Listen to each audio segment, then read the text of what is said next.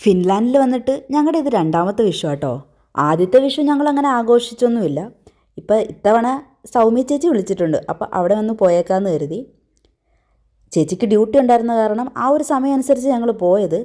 പക്ഷേ ചെന്നപ്പോൾ ഇച്ചിരി നേരത്തെ ആയിപ്പോയി. അപ്പോൾ പിന്നെ ഓർത്ത് ചുമ്മാ ഒന്ന് കറങ്ങി അടിച്ച് കിടന്നേക്കാം, എന്തായാലും സിറ്റിയിലല്ലേ, മൊത്തം കടകളൊക്കെ ഒന്ന് കയറി നടക്കാമെന്ന് കരുതി. ചുമ്മാ കയറി നടന്നപ്പോഴേക്കും സ്റ്റെഫിക്ക് എന്നാൽ കുറച്ച് ഉടുപ്പും കൂടെ എടുത്തേക്കാമെന്ന് കരുതി. ഓരോന്നും ഇട്ട് നോക്കലായിരുന്നു അവിടുത്തെ പിന്നെ ഞങ്ങളുടെ സമയം പോകാനുള്ള മെയിൻ വഴി.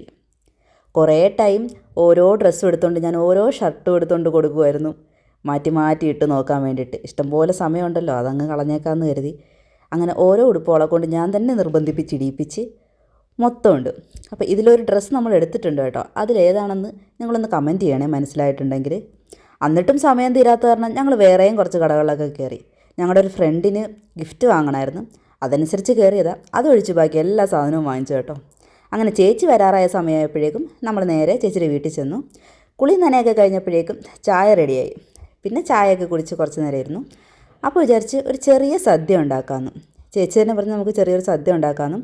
അങ്ങനെ നമ്മൾ അതിൻ്റെ അകത്തോട്ട് അടുക്കളയിലോട്ട് കയറി പണിയൊക്കെ തുടങ്ങി. ഏറ്റവും പാടുള്ള പണി നോക്കി കേട്ടോ എനിക്ക് തന്നെ, ബീൻസ് അരിയാനും ക്യാരറ്റ് ചിരണ്ടാനും ഒക്കെ. എല്ലാവർക്കും ഏറ്റവും എളുപ്പമുള്ള പണിയാണ്, പക്ഷേ എനിക്കിത് ഇച്ചിരി പാടുള്ള പണിയാണ് അടുക്കള ജോലി എന്ന് പറയുന്നത്. ഇതൊക്കെ ചെയ്യാൻ വേണ്ടിയിട്ടൊരു മനസ്സും ഒരു കലയൊക്കെ വേണം, ഇല്ലെങ്കിൽ ഇത് ഭയങ്കര പാടുള്ള പണിയാണ്. അത് അടുക്കള ജോലി ഇഷ്ടമല്ലാത്തവരോട് ചോദിച്ചാൽ മാത്രമേ മനസ്സിലാവുകയുള്ളൂ. അങ്ങനെ കുറച്ച് ജോലി ചെയ്ത് കഴിഞ്ഞപ്പോഴേക്കും എന്നോട് പറഞ്ഞു, എന്നാൽ നീ പോയി അവിടെ ഇരുന്നോ, നീ ബാക്കിയൊന്നും ചെയ്യണ്ടെന്ന് പറഞ്ഞു. അങ്ങനെ പിന്നെ ഞാൻ പോയി റെസ്റ്റിലെടുത്തു. പിന്നെ കുറച്ച് വീഡിയോ ഒക്കെ എടുത്ത് അങ്ങനെ ഇരുന്നു. അവരെല്ലാം ബാക്കിയുള്ളതൊക്കെ സെറ്റ് ചെയ്തു. ഒരുപാട് കറികളൊന്നുമില്ല, കുറച്ചൊക്കെ കറികളൊക്കെ ഞങ്ങൾ സെറ്റ് ചെയ്തുള്ളൂ. ഞങ്ങൾ 3 പേരും മാത്രമല്ലേ ഉള്ളൂ, ചെറിയൊരു വിഷു ആഘോഷം മാത്രം. അപ്പോൾ അതൊക്കെ ചെയ്ത് കഴിഞ്ഞപ്പോഴേക്കും ഇപ്പോഴും ഇരുട്ടിയിട്ടൊന്നുമില്ലായിരുന്നു. അത് കാരണം കുറച്ച് നേരം പുറത്തൊക്കെ കറങ്ങി നടക്കാമെന്ന് കരുതി. ചേച്ചിയുടെ വീടിൻ്റെ തൊട്ടുവാതിൽക്കൽ തന്നെ ഒരു ചെറിയ പാർക്കുണ്ട് പിള്ളേരുടെയൊക്കെ. അപ്പോൾ അവിടെ വന്നിരുന്നു കുറച്ച് നേരം കളിച്ചപ്പോഴേക്കും ഈ ഊഞ്ഞാൽ കണ്ട്. അപ്പോൾ ഊഞ്ഞാൽ കയറിയപ്പോൾ നല്ല രസമുണ്ട് ഇങ്ങനെ ആടിക്കൊണ്ടിരിക്കാൻ. അങ്ങനെ ചേച്ചിയും കയറി, പിന്നെ സ്റ്റെഫിയും കയറി, ഞങ്ങൾ 3 പേരും കൂടെ ആയാട്ടം. നല്ല രസമുണ്ടായിരുന്നു, അതിൻ്റെ അകത്ത് നല്ല റിലാക്സ് ചെയ്തങ്ങ് ഇരിക്കാൻ പറ്റും.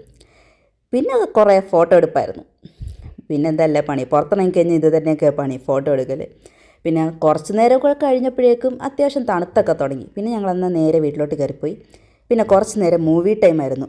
നല്ല ഇരുട്ടൊക്കെ ആയിരുന്നു, മൊത്തം ഇരുട്ടൊക്കെ ശ്രദ്ധിച്ച്. പിന്നെ ഫുഡിൻ്റെ ടൈം. ഇതായിരുന്നു നമ്മുടെ സദ്യ. സാമ്പാറും അവിയലും അച്ചാറും പിന്നെ ചെറിയൊരു ബീട്രൂട്ട് പച്ചടിയൊക്കെ ഉണ്ടായിരുന്നു കേട്ടോ. അപ്പോൾ ഫിൻലാൻഡിലെ ഞങ്ങളുടെ വിഷു ഇതായിരുന്നു. നിങ്ങൾക്ക് എങ്ങനെ ഉണ്ടായിരുന്നു എന്നൊന്ന് കമൻറ്റ് ചെയ്യണേ.